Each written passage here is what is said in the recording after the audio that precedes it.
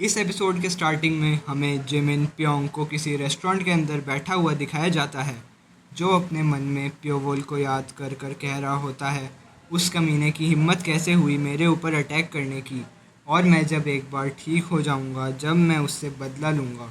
और हम देखते हैं उसके पास से जा रहे सर्वेंट से प्योंग कहता है, ओए तू मेरे लिए जल्दी से जाके और अल्कोहल लेकर आ। सर्वेंट कहता है, ओके सर। प्योंग चिल्लाकर उस सर्वेंट से कहता है, अब तू मेरी ओर क्या देख रहा है, जल्दी से जाकर मेरे लिए और अल्कोहल लेकर आ।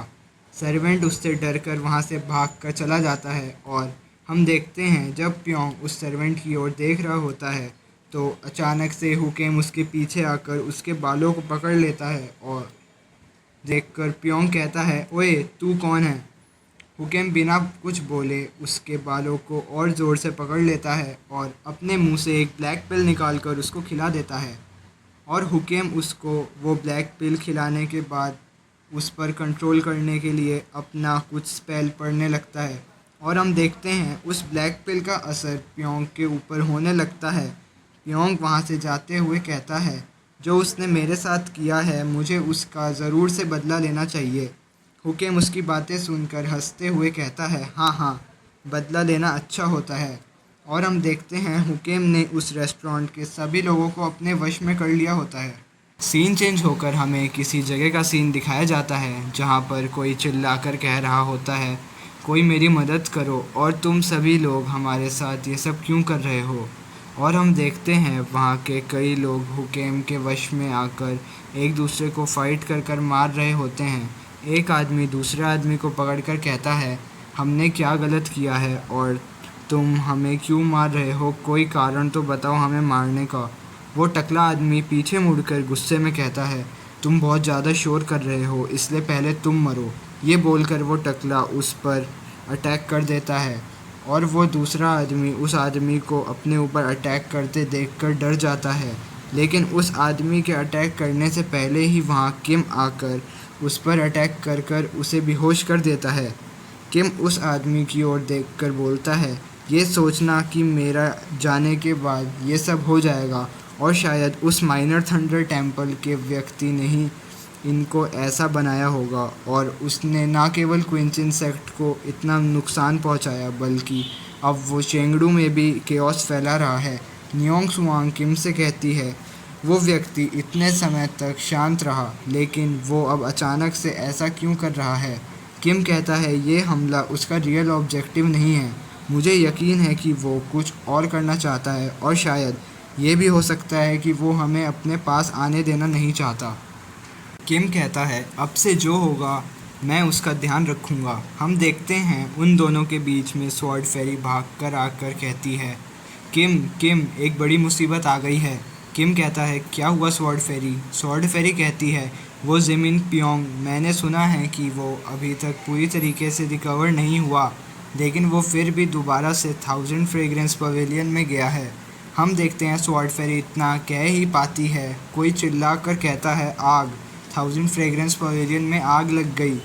किम ये सुनकर हैरान होकर कहता है, ये नहीं हो सकता। सीन चेंज होकर हमें 1000 फ्रेग्रेंस पवेलियन का सीन दिखाया जाता है जो पूरा आग में जल रहा होता है और 1000 फ्रेग्रेंस पवेलियन की एक सर्वेंट अपने पवेलियन को जलते हुए देखकर चिल्लाकर कहती है, अब हम क्या करें। दूसरी सर्वेंट कहती है, जल्दी से जाओ, आग बुझाने के लिए पानी लेकर आओ। एक और सर्वेंट पवेलियन की ओर देखकर कहती है, सोयांग अभी तक पवेलियन से बाहर नहीं आया है।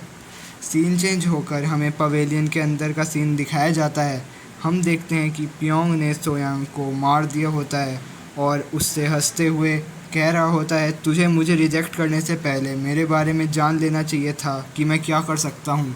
और प्योंग सोयांग की ओर देखकर चिल्लाकर कहता है, इस पूरे चेंगड़ू में किसकी हिम्मत है जो मेरे साथ पंगा ले सके। और हम देखते हैं उस पवेलियन के अंदर किम और बाकी सभी लोग भी आ जाते हैं और प्योंग को आवाज़ लगाते हैं। प्योंग उनकी आवाज़ सुनकर उनकी ओर देखता है। किम प्योंग की ऐसी हालत देखकर कहता है, इसका ये रूप वैसा ही है जैसा हमने क्विंचिन सेक्ट पर देखा था और मुझे यकीन है कि उसी आदमी ने इस पर सोर्सरी या जादू टोना किया होगा। स्वॉर्ड फेरी किम से कहती है, आग तेज़ी से फैल रही है, हमें उसे पकड़ना होगा और यहाँ से जल्दी से निकलना होगा। किम सोयांग की ओर देखकर अपने मन में कहता है वो लड़की पहले से ही मर चुकी है और क्या उससे प्योंग ने मारा है। यार ये बुरा है, लेकिन मुझे सबसे पहले प्योंग को बचाना होगा और यहाँ से सेफली निकालना होगा। किम प्योंग से कहता है प्योंग पहले तुम शांत हो जाओ और हमारे पास आ जाओ और उस लड़की को वहीं छोड़ दो। प्योंग उसकी बातें सुनकर सोयांग की ओर देखकर उन लोगों से चिल्लाकर कहता है ये सभी गलती इसी लड़की की ही गलती है। इसी लड़की ने मुझे रिजेक्ट किया, द ग्रेट जिमिन प्योंग को रिजेक्ट किया।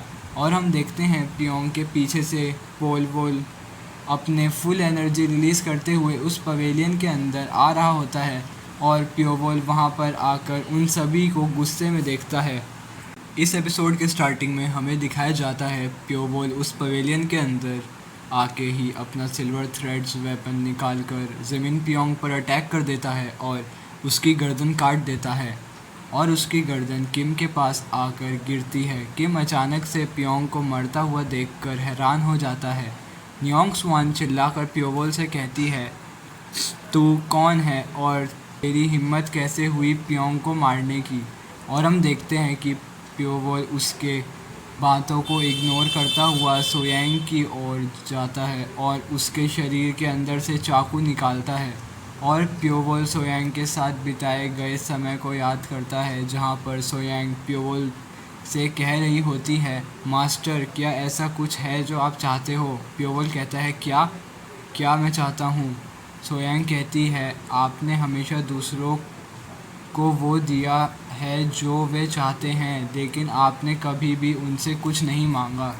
प्योवोल सोयांग से कहता है मैं सपना देख रहा हूँ एक ऐसी दुनिया की जो ना तो अंधेरी है और ना ही नम, मेरे द्वारा बनाई गई एक छोटी सी दुनिया जो केवल मेरी है। प्योवोल सोयांग से कहता है तुम्हारे बारे में क्या, तुमने भी तो अभी तक मुझसे कुछ भी नहीं मांगा। सोयांग थोड़ा उदास होकर बोलती है मेरा सपना बहुत बड़ा है, वो कभी पूरा नहीं हो सकता और जब तक मैं सिर्फ अपने सपने को देख सकता हूँ मैं इससे सेटिस्फाइड हूँ।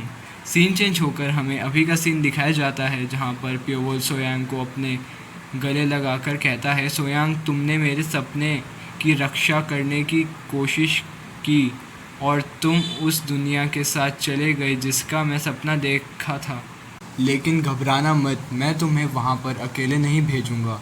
हम देखते हैं प्योवोल ये सब अपने फुल किलिंग इंटेंट को रिलीज़ करते हुए बोल रहा होता है। हम देखते हैं प्योवोल के ऐसी बातें सुनकर न्योंग स्वान प्योवोल से फाइट करने आती है और अपना एक अटैक प्योवोल की ओर कर देती है जिसका नाम होता है वाइट मून 18 स्ट्राइक्स। और प्योवोल उसको अपने ऊपर अटैक करते हुए देखकर अपना फ्लाइंग नाइफ उसके ऊपर फेंक देता है जिनके पीछे सिल्वर थ्रेड्स बंधे होते हैं। न्योंग स्वान उन फ्लाइंग नाइफ्स को अपनी ओर आते हुए देखकर उनको डॉज करने लगती है, लेकिन उसको पता नहीं होता कि इनके पीछे सिल्वर थ्रेड्स हैं। और प्योवोल जब उसको सिल्वर थ्रेड से मारने ही वाला होता है, लेकिन स्वॉर्ड फेरी बीच में आकर उसके सिल्वर थ्रेड्स और फ्लाइंग नाइफ को दूर कर देती है। न्योंग स्वान उसको अपनी मदद करने के लिए थैंक्स बोलती है।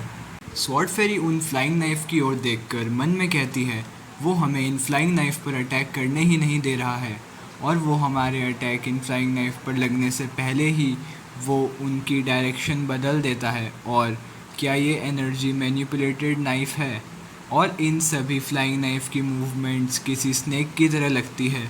स्वॉर्ड फेरी प्योवोल की ओर देखकर घबराते हुए अपने मन में कहती है मैं पता नहीं लगा पा रही हूँ कि इसका नेक्स्ट अटैक कौन सा होगा। सीन चेंज होकर हम देखते हैं न्योंग स्वान प्योवोल के पास आ जाती है और अपना एक पावरफुल अटैक करते हुए कहती है अब यह ख़त्म हो गया।